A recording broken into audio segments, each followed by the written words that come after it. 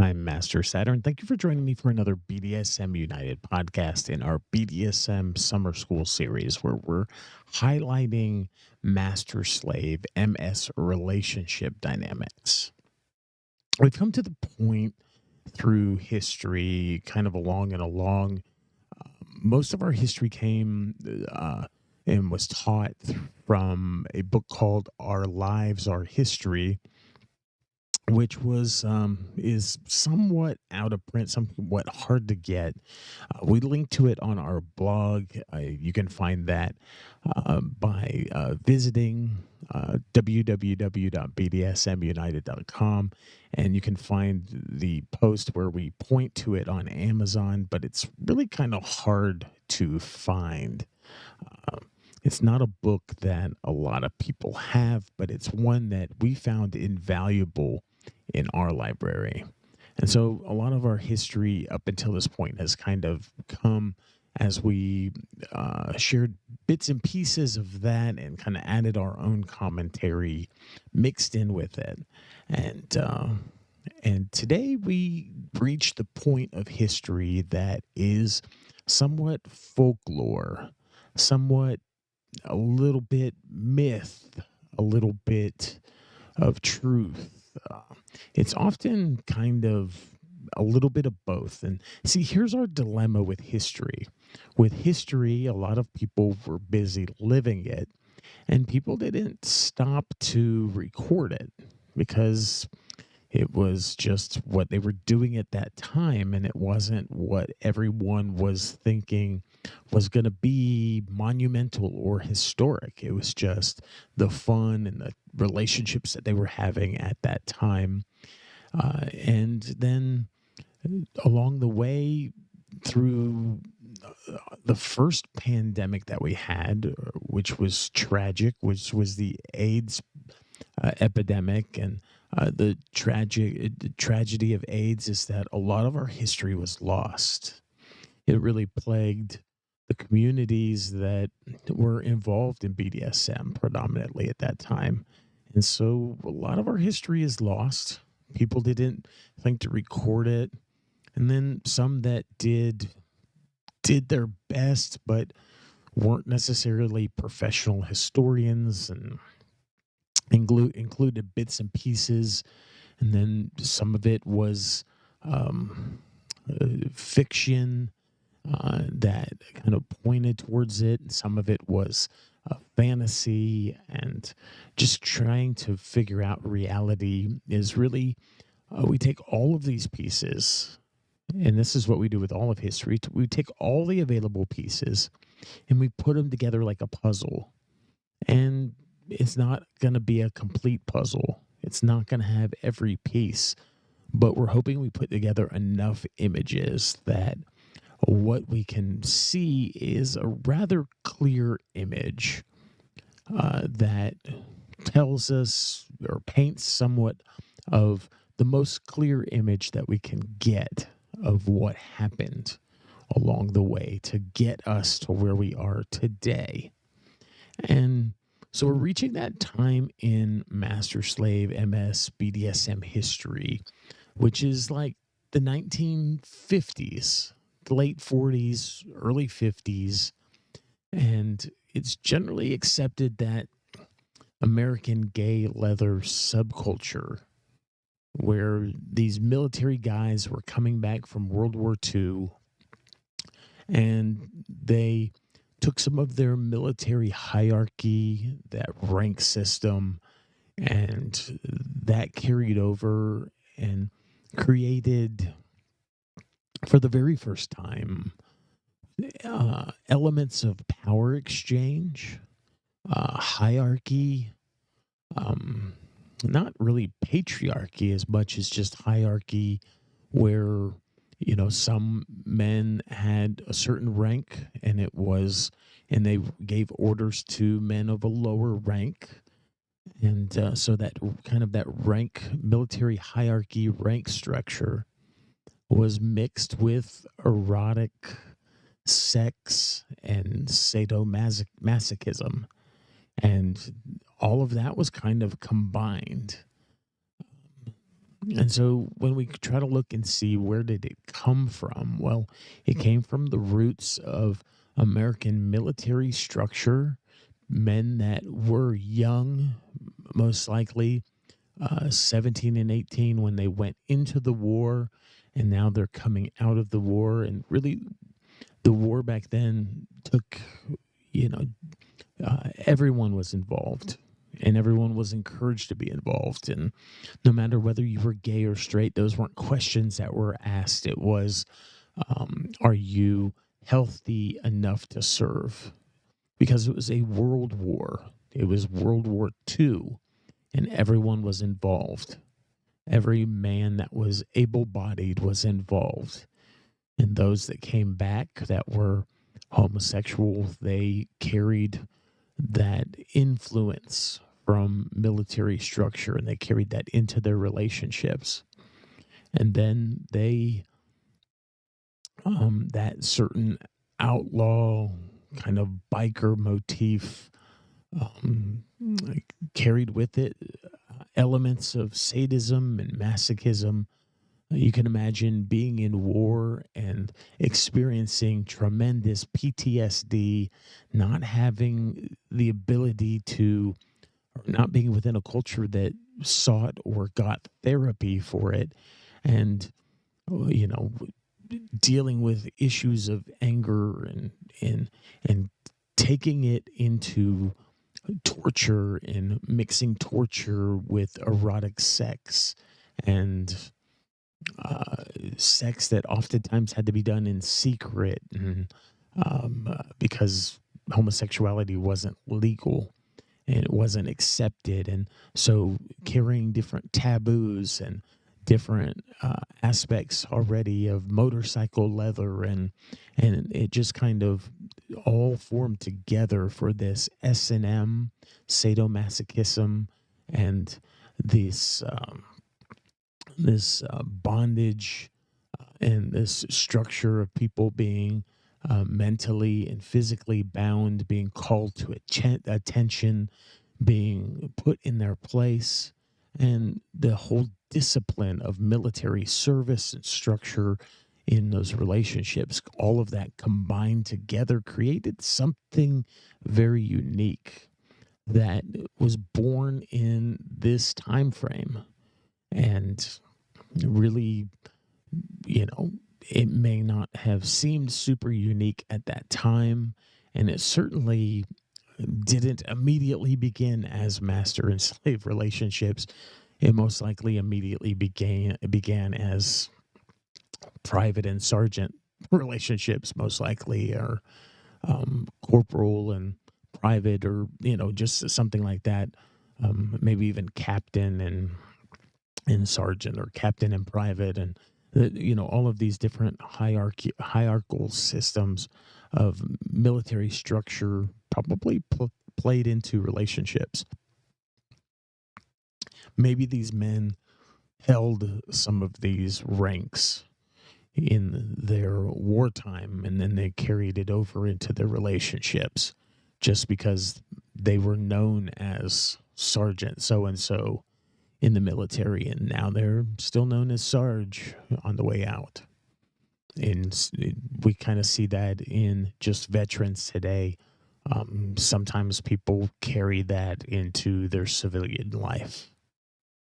And so we kind of hindsight look back and we know that out of that scene was eventually born BDSM. And BDSM stands for bondage, discipline, sadism, and masochism. It's those four things that kind of combine together. And our previous BDSM Summer School series, we went through that acronym. It's been a couple of years now since we did so. But really, we looked at it and we saw that that bondage wasn't within the acronym because of the kink of bondage, but bondage falls within that acronym because of its relation to power exchange relationships. And discipline isn't there because of the kink of punishment or reward or any of that structure. It's actually the structure of power exchange. Bondage and discipline come from that military hierarchy, that military influence, and the types of relationships, that different, um, the structure of relationships. And sadism and masochism come from the eroticism of sex, the eroticism of kink and taboo, being mixed in there, and the different unique kinks and taboos, and the giving and the receiving, in the topping, in the bottoming, and all of that, kind of in the under those umbrellas of one who gives, one who receives, one who asserts, one uh, who accepts, just different types of, an umbrella of kink. And so that's where we get BDSM. The B and the D make up everything, all of the structure of the relationships, and the S and M make up the types of kinkery that are mixed with those power exchange relationships. And so there's a lot of resources that kind of, start to unfold, um, along the way from the 50s and 60s. Really, in the 70s, we start to see more so. We get to begin to see, some of the works come out, and some of the, around the 80s, even we get even more of those works, these books that come out. There's different, even into the 90s, which is, 40 or 50 years into BDSM, or into what is become BDSM, into this subculture. Do we start to see people compile resources of, that are more historian based or history based, works like Leatherfolk and, Leather Sex, and the Leatherman's Handbook. And really, I just wanted to look a little bit at, Townsend's The Leatherman's Handbook, Volume 2, which came out in first came out in around 1972. Really kind of had its printing all the way through to, like first, second, third, fourth printing into 1983, 87, somewhere around there. And, in Volume 2, he really begins to, it's one of the really first, widespread, um, eh, mentionings. He gives a whole chapter to master slave relationships. And these are relationships, he's describing homosexual relationships, between two men. And, on page 94 of the Leatherman's Handbook, Volume 2, we get this really cool sentence right at the top of the page. I want to mention this sentence. I want to quote this sentence. It says, "Slaves are men currently in voluntary total bondage to a specific master." Let me read that one more time. Townsend says, "Slaves are men currently in voluntary total bondage to a specific master." That's really kind of key. He doesn't say that, he uses that word bondage there. Voluntary total bondage to somebody. I think that's really neat. It's not like they're in they're in rope bondage or in restraints. It means that they are in a form of mental bondage. They are tied to, they are bound to a specific master. That's really a cool statement, and they're doing so voluntarily. That whole sentence is just a great one. I'm gonna say it one more time. Quoting Townsend on page 94 of the Leatherman's Handbook, Volume 2, he says, slaves are men currently in voluntary total bondage to a specific master. That's just a really profound statement. It really kind of wraps it all up. It's just one sentence. It just says so much. I'm just kind of in awe that this was written, like I said, in 1972. He goes to share a little bit of a list. He has a credo for the slave. And he says that each master has the prerogative to modify it. But I kind of like what he says here. I'm not going to go through all of it. It's about 12 lines long, and point 6 has like an A through H kind of bullets. But let me just read a few of them. He says in point 1, I am a slave, and as such I surrender myself completely to my master and to his love for me. Excuse me. And so I think that's a really profound distinction there. A slave surrenders myself completely to my master and to his love for me, that it is a relationship. It's not just a topping and a bottoming. It's not just a kink. It's not just a role play, but it is a love relationship here in Townsend's credo for the slave. Number 2, because my body is now my master's property, it is no longer my right to protest any use he chooses to make of it. Rather, it's an honor um, if he wants to touch me at all. That's really neat. It's a really good. These are profound statements. This is 1972 here. This is really early. This is before a lot of people are, before there's this popular master slave relationship, and where it is still a rather small group within an already small group of people involved in BDSM. This is long before the internet. Not a lot of people had access to this book. It wasn't, you know, tens of thousands of people. It was maybe thousands of people in 1972 had access to this information. Number 3, it is my duty to obey any and all commands given me by my master and to do this without question. Number 4, I shall speak only when my master gives me permission to speak, and any question I have regarding his commands or the specifications of my assigned duties are to be made in private, never in front of other people.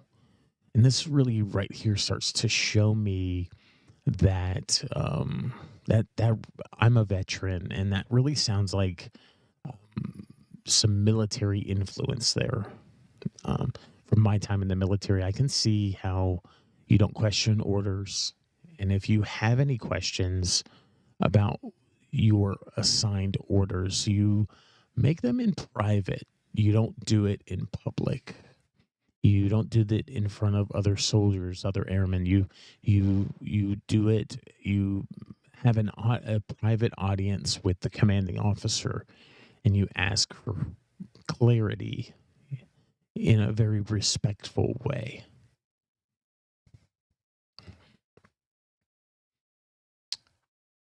He goes on to say different things about um, a slave's place to the master and um, surrendering the decisions for what to wear, how to keep your body. Um, he says this is a really good one. It's that letter H under in all personal activities. I surrender all decisions to my master. H says, my very thoughts will be only to love and serve my master and to make him proud of me. I will never carry feelings of anger or resentment toward him. And if such a thought should involuntarily cross my consciousness, I shall immediately confess these feelings to him and submit to whatever punishment he deems appropriate.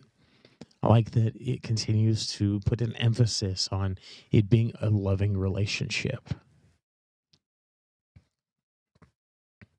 He goes on to recognize his duty to keep his body in a proper way, to eat foods that are provided to him, to not drink alcohol, take drugs without specific permission, and kind of ends with this. He said, I will submit willingly to whatever additional rules my master may wish to impose, either now or at a later date. That shows me that it's not just related to a single scene. It's not just a role play. This is an ongoing relationship that carries outside of scenes and carries into everyday life. And this is the kind of MS that we have now today, where some people see it as kind of like this porn role play thing. But for those of us who are involved in MS relationships, they are loving relationships. They're real relationships, and they carry outside of scenes, even though they're very apparent within BDSM scenes. They carry outside of scenes and into everyday lives.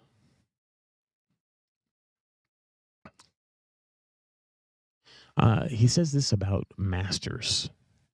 This is page 100 under a bold heading where he begins to um, talk about masters.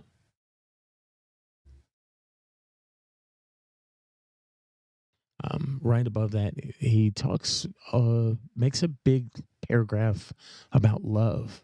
He says this: love within such a situation is a nebulous and highly individual condition.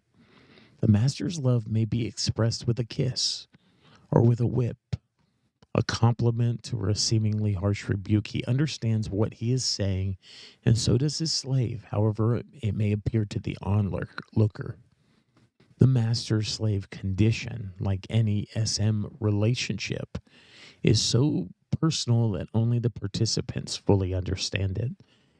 The commitment cannot be anything less than total.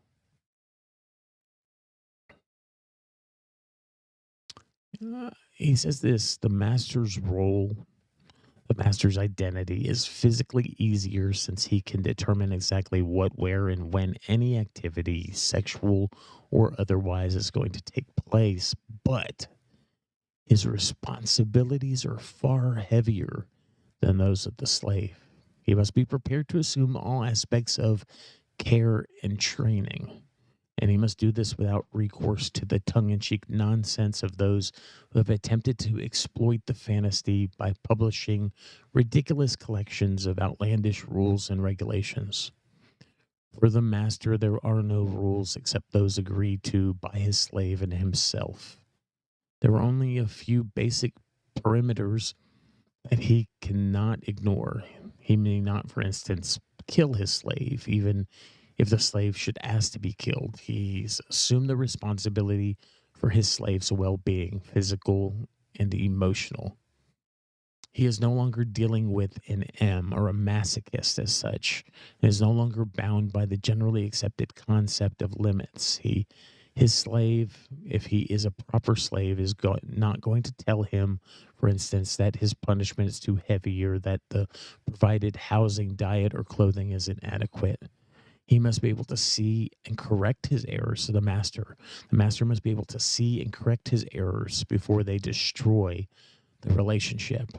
The master has, in a sense, accepted the responsibility of both a father and a lover. He must not only provide for the financial and physical needs of the household, but also set the atmosphere in which he and his slave are going to coexist. That's really neat because he is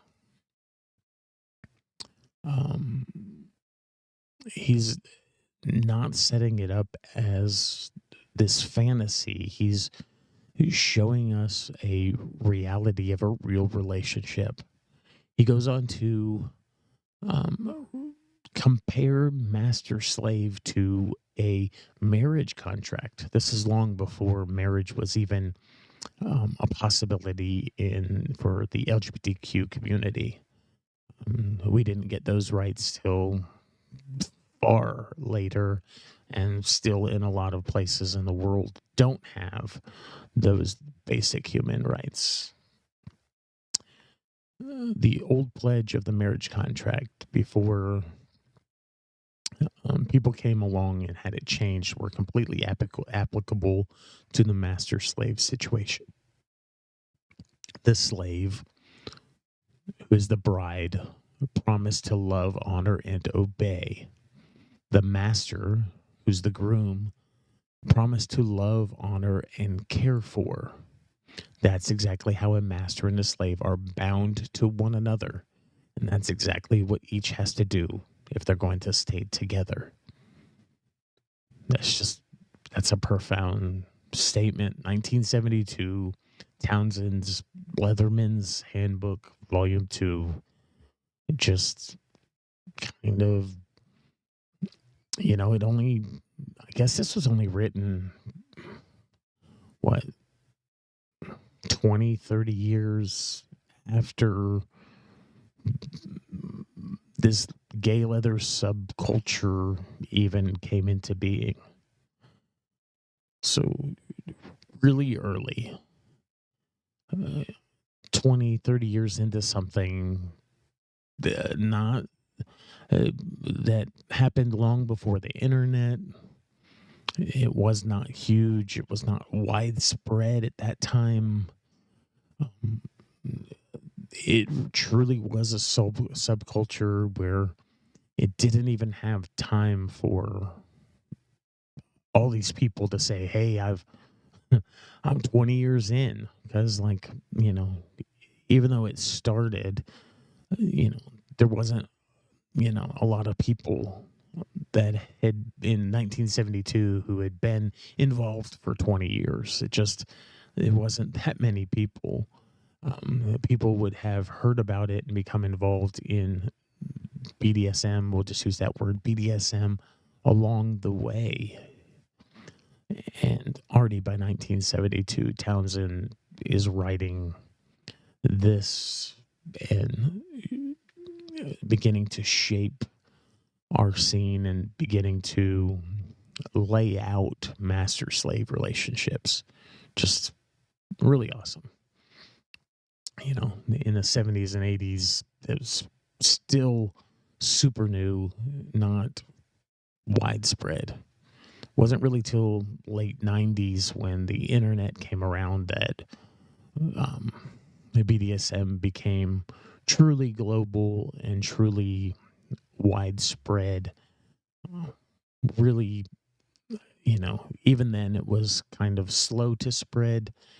The 2000s and the 2010s is when it really became more culturally fashionable, even into today. I'm Master Saturn. Thank you for joining me for this BDSM United podcast in our BDSM Summer School series. Just kind of amazed at the history that we do have and being able to kind of point to a time in our history, really early in our history, when people were already beginning to shape and form MS relationships and how they were about actual relationships. You can find all of our resources and more at www.bdsmunited.com. I'm just really grateful for those who came before me. I know that we're a legacy, and I know that even when we try to be traditional, we can throw back some, but we can't really go back to that time. And so we're having to chart our way forward in a way that is respectable, in a way that honors those who came before us and doesn't disrespect what they built. And that's what we try to do the best that we can, knowing that we are contextualizing things for a modern audience that has things like the internet, has access to Kindles and books and things that others didn't have in our history. We have so much information. We have so much to say. Um, Sometimes we forget to go back and listen to what others have said along the way. It was a joy speaking with you today, and thank you for joining me for this podcast. Thank you for letting me bring this information to you, um, and kind of explain the dilemma that we're in, and um, why some of it seems like folklore, the stuff of legend, and and show you some of the reality that in 72 we already had books that were beginning to outline master slave relationships, and into the 80s we had this structure already in place, beginning to take a foothold and give us what we know so many years later, and what we're into now. Anyways, it was a joy speaking with you today, and I'll talk with you again soon.